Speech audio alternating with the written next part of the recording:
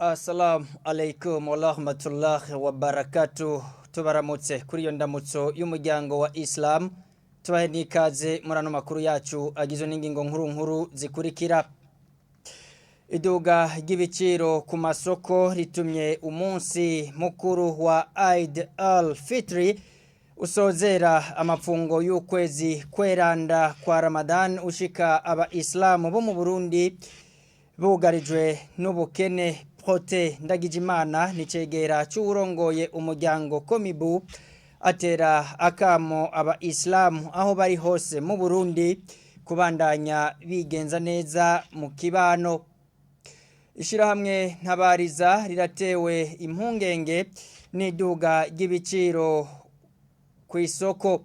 Ni iryo shirahamwe rero risanzwe riharanira agateka k'abanyororo rivuga ko ivyo bikora ku bapfungwa kuko imfungurwa bagenewe zagabanutse hafi kugera ku bice bibiri. Jean-Marie Shimirimana arirongoye abona ko abanyororo bahejeje igihano cyabo bopfungurwa bakarekugwa bikagabanya uburyo leta ikoresha mu kubafungurira. Idonido ni muri ano makuru mugumanye natwe muravyibonera sangwa ikaze.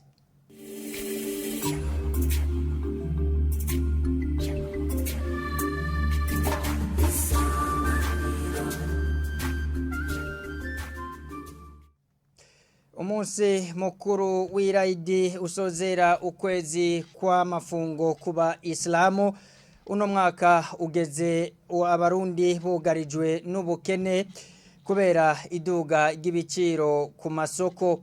Bivugwa n'icegera cy'urongoye umuryango w'aba-Islamu mu Burundi Komibu mu gihe kuri uyu wa gatanu aba-Islamu bo ku isi yose baramutse basozera amafungo y'ukwezi kweranda kwa Ramadan.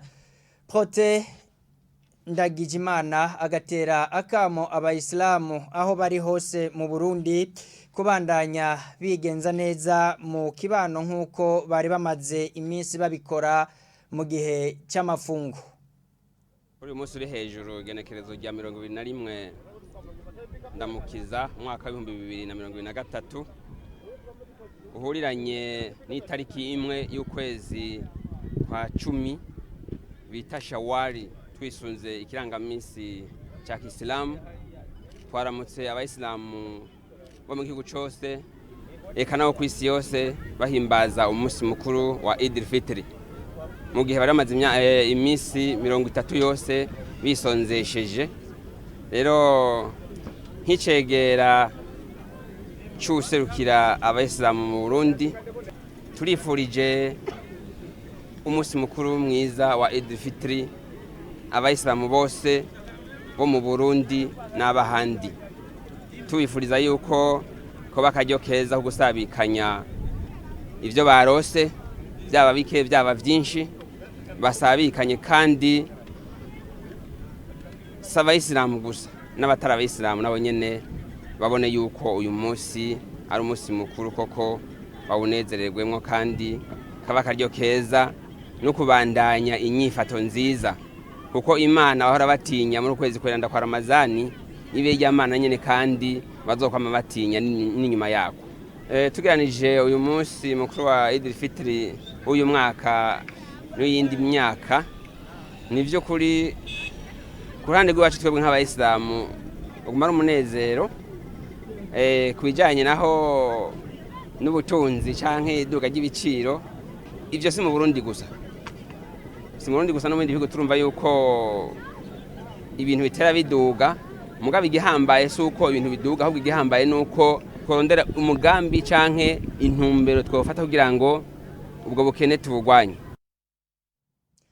Ubushikiranganje bw'intwaro yo hagati mu gihugu ngo buriko bwiyumvira uko bwo kubaka ikigo cyo kwigisha akarangamutima abana bo mwibarabara. Yishura ku bibazo by'abamenyesha makuru kuri uyu wa gatatu umushikiranganje Martin Niteretse yasiguye ko umwana wo mwibarabara iyo akoze ikosha ahanwa cyo kimwe n'undi murundi wese akoze ikosha hatarinze kwiyumvirwa ko uwo mwana yakuriye mwibarabara. Mwibarabara ngo barakuze basigaye bafata abantu ku ngufu twebwe ntiduvuga ngo nabana ukoze icaha ntitinda kuvuga ngo wakuriye he oya ukoze icaha ahubwo ni muraza muradori yamutubwira nyamiramabizi bakorere ko abana bo mwibarabara bakura bagaca baja gufata abantu ku ngufu nta kigongwe ngo nuko akuriye mwibarabara tegezo kugira discipline mugabo turiko turatunganya rero ikijanye n'ukungene vyogenda kuko n'abana b'igihugu ko tegezo guhabwa indero turiko turavuga n'ubushikiranganje bujejwe gushigikirana kugira turabingo zofatwa turiko tuyumvira ko twavuze ko bategezwa kuduga umwe wese mu komine apfukamo mugabo hari n'ingeso twasanze hariho ababarungika nk'abo barungitse ku kazi bagahita batanga raporo hariho abo twasanze usanga ari nk'abana batatu bavukana batonda ngaho mwibarabara igikomeye kuko twasanze hariho n'abatugirira nabi twavuze ko tuzobwira inyamirama bizirucungira abantu babaha amafaranga rero tuzohava turaba ico twokora mugabo bibaye ngombwa turashobora no kubaka ikigo tubashiramo bose kugira tubigishe akaranga mutima neza tubigisha igihugu icarico abashobora kuja mu ishuri basubire mu ishuri ko hari abo twafashe cyane mu ntara ya Gitega bashira mu ishuri kandi baronse amanota meza nabo nyirumva ko ari abana b'igihugu nabo nyine no kubakurikirana mugabo ntihagire umuntu abandanya baha amafaranga ko bari ko bamenyereza ubegito ico ni gikorwa tuzokurikira ku munsi mugabo dufatanyije n'ubushikiranganje bujejwe gushigikirana inyishu ziri hafi mugabo n'ikindi navuze abavyeyi bahenda abo bana bakabika mibarabara tuzobarondera tuzofata abana bose tubegeranye kwereka abavyeyi babo iyo bari n'ibihano bizojako kuko nishobora kwemera ko ari umuntu avyara kugira asunike mibarabara. Tugume muri ico gisata nyene c'agateka kazina muntu ishirahamwe ntabariza riharanira agateka k'abanyororo riratewe impungenge n'iduga ry'ibiciro ku masoko urongoye iryo shirahamwe akavuga ko amagarama 300 yaragenewe umunyororo umwe yagabanutse kugera ku 150. Jean-Marie Shimirimana arongo iryo shirahamwe akabona ko abanyororo bahejeje ikiringo cabo cyo gupfungwa borekugwa ivyo tuma uburyo leta ikoresha mu kubafungurira bugabanuka. Mwishirahamwe ntabariza riraduteye impungenge cyane yuko hariho abanyororo bugaranywe atamwidegemvye bafise tubona ko inzara izohava isongera isibe ku magorwa bari basanganywe rero ubwoba dufise kandi nuko tuza tubona ko imfungurwa abanyororo bari bagenewe ziza zaragabanutse waragenewe amagarama 300 bakayacamo kabiri murumva ko biteye ubwoba cyane ariko kandi tukavuga ati mwishirahamwe ntabariza leta yokora uko ishoboye cyane umushikiranganje w'ubutungane procureur kigenza wa Republika y'u Burundi ko bofata ingingo bafashe zo kurekura abanyororo by'ukuri ko bozishira mu ngiro mugabo ntihatahe babiri cyangwa batatu kandi kwibohero riba risigayemwe abantu nk'1,500 by'ukuri ko bokora nkuko bafise umutima w'ikivyeyi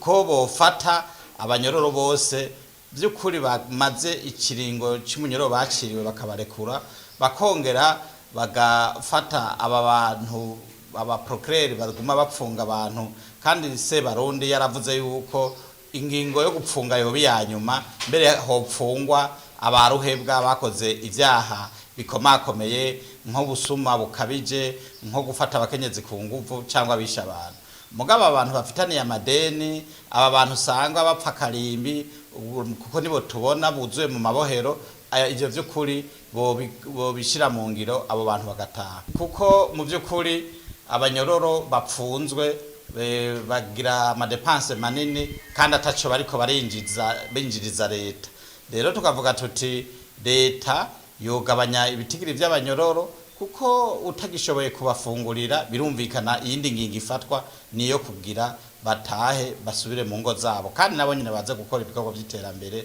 basahiriza igihugu mbere wanashaka tukavuga tuti nabo bafise ibyaha bikomakomeye boja gukora ibikorwa by'iterambere ku mabohero barimwo ntibagume bugaranywe gusa aho naho leta yo hatorera koyoko.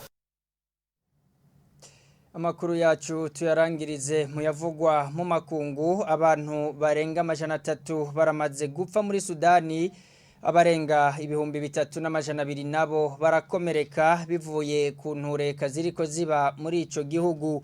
Amakuru dukesha televiziyo y'Abafaransa France 24 avuga ko abantu bari hagati y'ibihumbi 10 n'ibihumbi 20 bahunze izabo bagana mu gihugu ca Chad. Muri Yemen naho havugwa abantu bagera ku 85 bapfuye mu misunikano yabaye kuri uyu wa kane ni mu bikorwa byo gutanga imfashanyo. Lidi Gahimbare.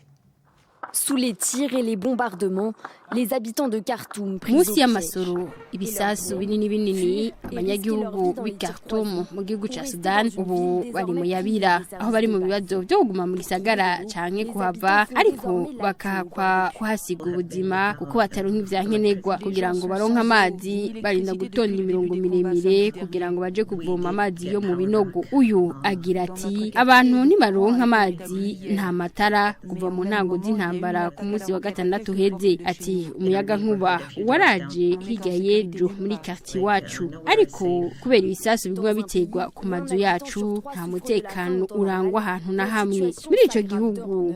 Umuntu umwe kuri batatu barembejwe n'inzara uho ibintu birunyuka gusumba na cyane Khartoum. Abanyagihugu bibagora ingene bashobora gusuma. Uyu nawe agira ati eje ntibyakunda ko tuja gusuma umukate kandi nta namwe twashobora kukura. Abantu ntibashobora kuja kure kubera ko bashobora kugira ingorane ko ntumenya igishobora kugushikira ariko hari agasoko kari hafi yacu ariko nta bifungurwa byankenerwa birimo. Ingwano ziriko zibera mu bisagara zikaba zatumye abantu baharugwa mu majana bapfa abaharugwa mu bihumbi nabo barakomereka. Igisata c'amagara y'abantu naco nyene kikaba kibangamiwe. Uyu muvugizi w'ishiramwe mpuzamakungu gitaho gutabara imbabare Croix Rouge avuga ko ibitaro byinshi byatewe n'ibisasu nagishira hamwe Croix Rouge bikagorana ingene rishobora kuronsa ivyankenerwa nk'imiti n'ibindi ku bitaro bitandukanye ibituma bigorana gukwirikirana abakomeretse. Nubwo hakenewe imfashanyo ku bwinshi amashirahamwe amwamwe amashirahamwe atari make ajeje gufasha akaba yahagaritse gutanga imfashanyo kubera izo ntambara nyene. Ishirahamwe mpuzamakungu ONU rikaba ryamenyesheje ko abantu baryo batewe ibisasu ibituma atamashirahamwe ashobora kugarukira kubagiza ingorane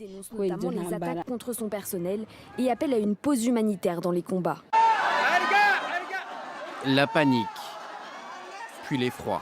Aha naho ni muri Yemen ku mugabane wa Aziya umusunikano w'abantu benshi baharugwa mu majana bamwe baryamye ku bandi bakarondera ingene basohoka ariko bikanka abandi nabo bagerageza kubakurayo ariko ntibikunda. Ivyari kuba ibirori byo gutanga ifashanyo byahindutse umubabaro kuri iryo shure ryo muri quartier wari umunsi wo gutanga ifashanyo. Igihugu ca Yemen cyaciye mu ntambara kuva muri 2014 bitatu vya kane by'abanyagihugu b'ico gihugu babayeho gufashanyo mpuzamakungu kubera izo ntambara. Uko gutanga ifashanyo kuri uwo munsi rero kwatumye haza abantu benshi ariko vyari gukorwa hari abajejwe umutekano. Abajejwe intwaro ntibashoboye kumenyesha icyatumye haba iyo misunikano ariko abatanze igishinga ntahe bavuga ko bumvise inkoho ziturika bituma haba umusunikano kugira bashobore guhunga. Mu basinzikaye cyane harimo abana n'abakenyezi. Abaharugwa mu majana barapfuye abandi barakomereka bakaba abakomeretse baciye baja kuvurirwa mu bitaro bitandukanye. Ariko ikibabaje gusumba ibindi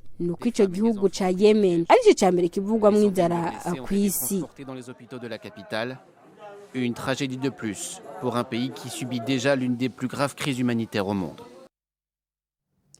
Lidi Gahimbare urakinuye kuri iyo nkuru rero ivugwa mu makungu nta gishasha ndi bwongere kuri ano makuru kiretse kubashimira kuba mwari kumwe na televiziyo Isanganiro. Mubandanye mugira ibihe byiza hiwanyu ariko ku muryango wa Islam tuvuge tuti inallah mansabirina.